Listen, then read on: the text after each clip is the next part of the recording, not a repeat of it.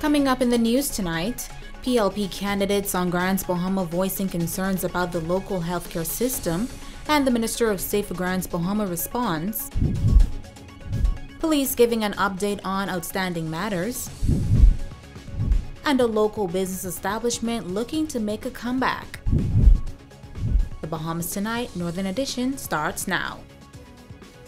This is the Bahamas Tonight Northern Edition.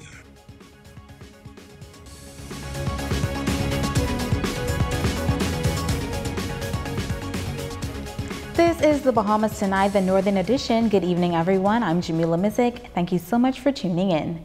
Topping news tonight, the Progressive Liberal Party, the opposition, calling a press conference this morning outside of the Ram Memorial Hospital to address health concerns on Grands Bahama. Four candidates who are seeking to be elected come September 16th say more must be done by the government to help fight the COVID-19 virus, and they contend that to date, not much attention has been given to this northern island. Italia Hall has the details. Four of the five candidates for the Progressive Liberal Party on Grand Bahama say there are a number of issues related to healthcare on the island that they are concerned about. Candidate for the Pine Ridge constituency, Ginger Moxie, says a new hospital is needed with an oncology center in Grand Bahama, adding that healthcare professionals have worked in the worst conditions like Hurricane Dorian and the COVID-19 pandemic and have not been treated fairly. They have been sacrificing so much for us, and yet they're working in the most deplorable conditions ever. And so my colleagues and I are here today really to show them that we support them and we will be fighting for them. And so with the PLP administration, you can expect to see great healthcare opportunities and commitment in the area of healthcare. I know that we are extremely concerned about what's going on right now. There have been over 46 deaths reported over the past month, and it's not being talked about.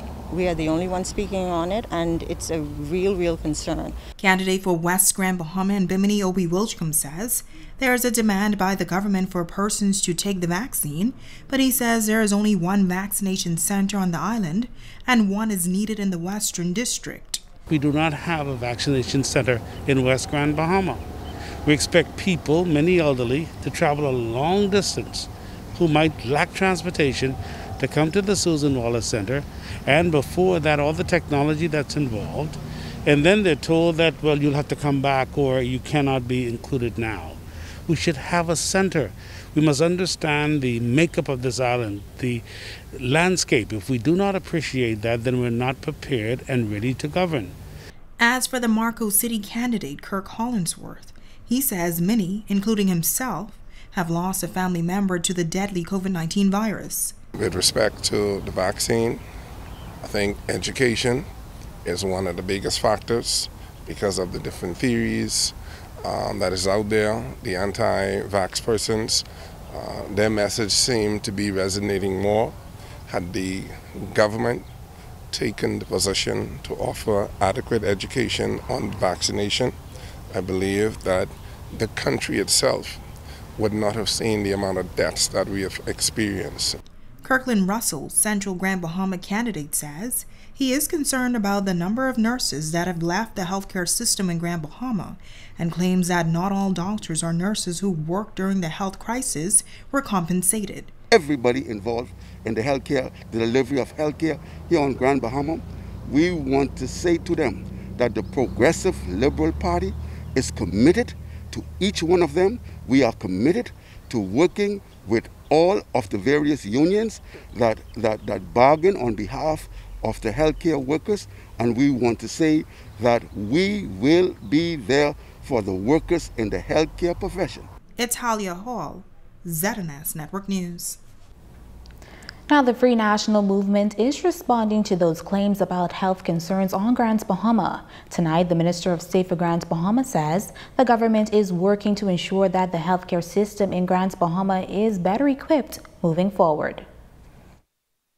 The state of our healthcare really should not be a political issue. It is a very serious issue, and really it should not be taken for political purposes. Those are the sentiments of Minister of State for Grand Bahama and F&M candidate for the East Grand Bahama constituency, the Honorable Kwesi Thompson, in response to claims made by the Progressive Liberal Party about the healthcare system in the country. Thompson says the Free National Movement has fully restored the Ram Memorial Hospital after Hurricane Dorian. There was in excess of $20 million that was spent to bring back the Ram Memorial Hospital after Hurricane Dorian. We recently had a recommissioning of the Ram Memorial Hospital, where we have restored our operating theaters, our wards, all of our pediatric pharmacies. The entire hospital really has been revived and rebuilt as a result of Dorian. Thompson commending healthcare workers who he says have been through tremendous stress. They were the ones who were working under extreme conditions during the tent, and now there are improved conditions that they have when it comes to the facilities. The government also has plans to, as was announced, to put in place a 4-story tower. There has been funds put in this budget, $19 million has been put in this budget for us to start the expansion, the 4-story expansion, as well as we have already signed the contract with the Beck Group for the design of that 4-story complex. In terms of vaccinations, he says they're pleased that the government has been able to secure enough vaccines for the entire Bahamas, and notes that the Pfizer and Johnson & Johnson vaccines will soon be released in Grand Bahama. There is a tremendous uptick in the vaccination, so we see persons may have some challenges when it comes to going on the site, but if you have challenges, they are also saying that there are some limited spots that you have when you walk in. But we also are advised that they will be taking the vaccination process to the different parts of the island. So we will, at the earliest, they will be in West Grand Bahama and in East Grand Bahama, taking those vaccines in the community so that persons in those areas will also have access to them. And when it comes to compensation for healthcare workers, Thompson says, we want to pay tribute to those healthcare workers, all of those persons who have been tremendously affected by this. And we want to say to them that this government cares about them. We are working out the situation with respect to the honorariums, and the Minister of Health in particular is focused on ensuring that that matter is dealt with in the quickest possible time. Now the country recording another day of triple digits of confirmed COVID-19 cases. The Ministry of Health is reporting 114 cases in its August 18th dashboard. That breaks down to 9 on Grand Bahama, 99 on New Providence, 2 on Abaco, 1 on Eleuthera, 2 on Exuma, and 1 on Andros. As it relates to hospitalizations, 149 persons are admitted. 32 hospitalized cases are on Grand Bahama, with 29 cases listed as moderately ill and 3 are in the intensive care unit. The death toll now stands at 330. Now the Ministry of Health is also reporting 14 deaths between August 13th and August 17th. Total recoveries stand at 13,539 as of August 18th. Meantime, a number of outstanding police matters remain a concern to the public. Tonight, our Shishina Farquharson gets an update on cases that include the island's latest hit and run, the only murder for the year, and a murder suspect who skipped bail and is now on the run. It's been 2 weeks since the hit-and-run fatality in 8 Mile Walk. Quick action of police officers resulted in the driver being apprehended and placed in police custody just days later. However, no formal charges have been made. Family members of the victim have expressed concern on the matter, but officer in charge of the Traffic Division, Superintendent Jeremy Henfield, says these types of traffic investigations do not happen overnight, adding that traffic fatalities often require a lot, including forensic work and an autopsy. He gives this update on the case. To the officers of the 8 Mile Rock Division who were able to locate the driver of that vehicle. The driver was brought in to us at the Traffic Division. We would have interviewed him, and released him after being interviewed. We can say to you that the investigation is just about completed. The arraignment should have been today. However, because of certain circumstances, we had to put it off, and we intend to do that arraignment on Monday coming. Another outstanding matter is the death of Omar Penn, a.k.a. Punch. Penn was gunned down at the entrance to a popular establishment on East Sunrise Highway in February. Since the fatal shooting, security footage has been circulating on social media showing a gunman firing the fatal shot as Penn attempted to walk inside of the business establishment. But this case has yet to be solved, and some family members believe that because of Penn's troubled past, police may be taking the case lightly. Officer in charge of CDU, Kosigan Ewing, says this is not the case. That matter is still under active investigation. We had a number of suspects in our custody. And at this time, we are still investigating that matter. We haven't stopped investigating that matter. We will continue to investigate that matter going forward. At some point, once we get sufficient evidence, we will close them out. And then there's Kenrick Hanna, the high school teacher who was charged with the murder of his girlfriend at the time, Monet Darble. Hanna was given bail in the Supreme Court and months later could not be found. Yes, Mr. Hanna, he committed a crime. He was then placed on bail, and as a result, he left the Commonwealth of the Bahamas. We have information that he would have left the Commonwealth of the Bahamas. We have reached out to Interpol, and so our international partners, once he slips up anywhere, he will be brought back into our jurisdiction. Are you able to say where your investigation has led that he may have run to? We're hearing Canada, and we're hearing the United States. Okay, anything concrete to say that he may have left the Bahamas to go to one of these countries, or is it just what we're hearing? It's basically what we are hearing. We don't have anything concrete to say that he left on a plane, but we are hearing that he has left the Commonwealth of the Bahamas. So nothing concrete to say that he is left. So at this point, are we still then looking within the country? Of course, ma'am.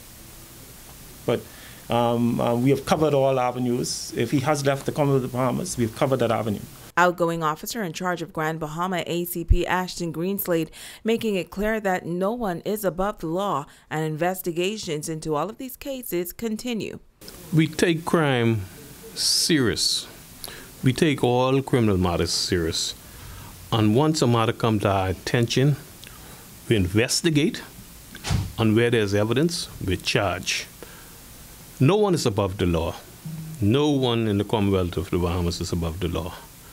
If I commit a criminal offense, I expect to be handcuffed and charged and placed before the court.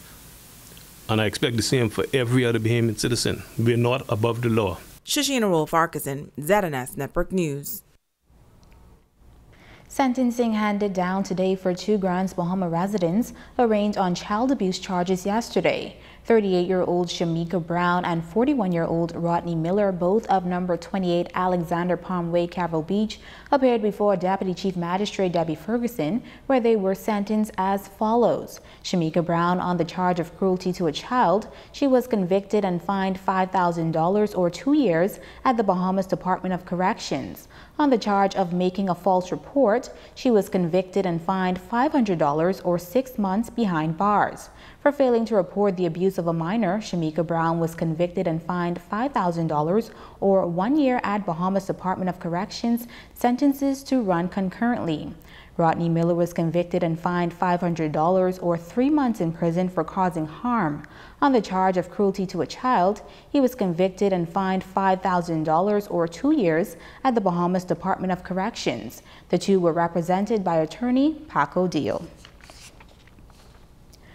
Meantime, a local business establishment looking to make a comeback after suffering a major blow. West Atlantic Marine was severely damaged during Hurricane Dorian in 2019, and tonight the president says the company is bouncing back. Megan Shepard reports. Company in the civic industrial sector is making a comeback once again after suffering historic loss during Hurricane Dorian. West Atlantic Marine has been in their home location on Shirley Street, Queens Highway since 2004, and President April Cruthergow says that when Hurricane Dorian hit the island, they had just completed renovations following Hurricane Matthew.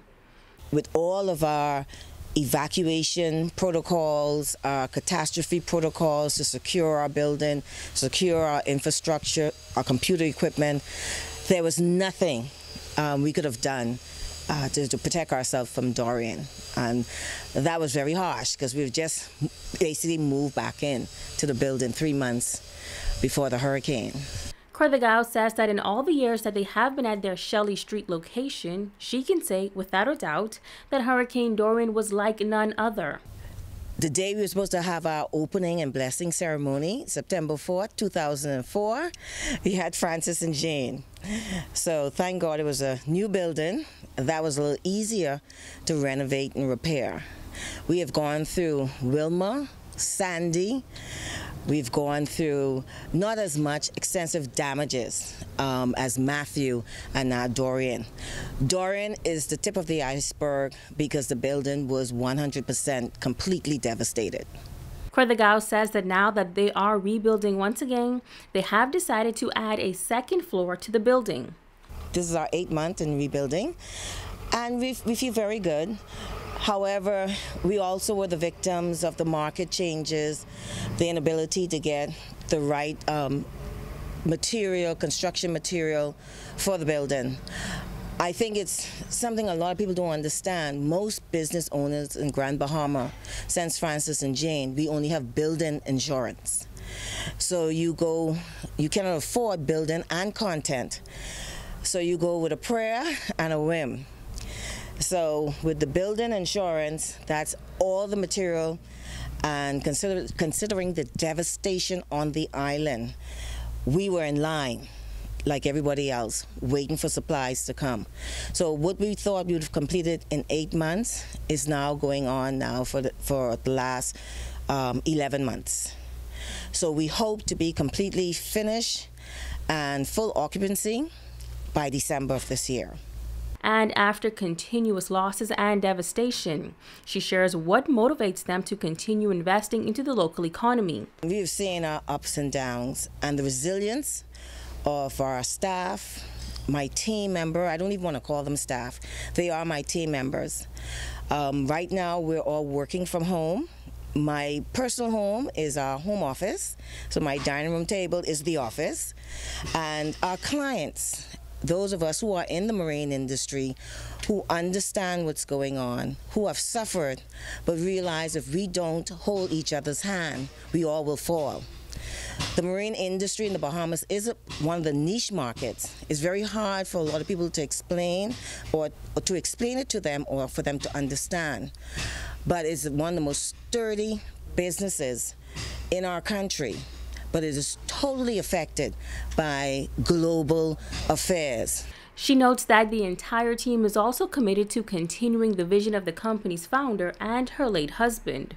I'm pleased that the vision that Captain Donald Gow had for his initial investment in the Bahamas has sustained. He may not be here, but his legacy will go on through the training he's done with young Bahamians. You're watching the Northern Edition. Stay with us.